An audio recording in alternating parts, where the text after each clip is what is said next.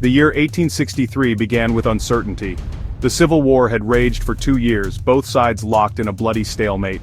The Confederacy, though outnumbered, had won impressive victories. The North grew impatient. The cost of war, both in lives and resources, was high. The Battle of Antietam, a tactical draw, offered a glimmer of hope for the Union. It provided President Abraham Lincoln the opportunity he sought to announce the Emancipation Proclamation. The nation held its breath. The war's outcome remained uncertain. The Confederacy, bolstered by early victories, believed in its cause, independence, and the preservation of its way of life. The South's economy, though strained, showed resilience. However, the Union's vast industrial and manpower advantage was beginning to tell. The year 1863 would prove to be a turning point, a year where the nature of the war, and indeed the nation, would be forever changed. On January 1, 1863, President Lincoln issued the Emancipation Proclamation. It declared that all persons held as slaves within Confederate states are, and henceforward shall be free. This executive order was a military measure, aimed at weakening the Confederacy. The proclamation had immediate and far-reaching consequences. It officially linked the war with the abolition of slavery, a moral cause that resonated deeply within the North and abroad. The proclamation also allowed African Americans to enlist in the Union Army. Thousands of black soldiers joined the fight, eager to secure their own freedom and contribute to the Union's cause. This infusion of manpower boosted Union morale and significantly strengthened its fighting force. The Emancipation Proclamation marked a turning point, transforming the Civil War into a struggle for human freedom.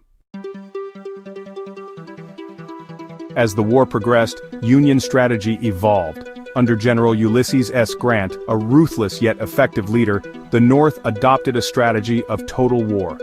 This approach targeted not only Confederate armies, but also their resources and infrastructure. Grant understood that to defeat the Confederacy, the Union had to cripple its ability to wage war. This meant destroying railroads, burning crops, and disrupting the South's economy. Grant's strategy, though brutal, proved effective. The relentless pressure on the Confederacy began to take its toll. The South's economy, starved of resources and manpower, teetered on the brink of collapse. This shift to total war signaled a new phase in the conflict. It demonstrated the North's unwavering commitment to victory, no matter the cost. The year 1863 witnessed several pivotal battles that turned the tide of the war. In July, the Union Army, under General George Meade, triumphed at the Battle of Gettysburg, repelling a Confederate invasion of the North. Gettysburg was a turning point. The Confederacy's offensive capabilities were severely crippled, and the myth of Robert E. Lee's invincibility was shattered. Simultaneously, General Grant's siege of Vicksburg, a strategic Confederate stronghold on the Mississippi River, proved successful. The fall of Vicksburg gave the Union control of the Mississippi, effectively splitting the Confederacy in two. These victories, coupled with the ongoing effects of the Emancipation Proclamation and total war, marked a turning point in the Civil War.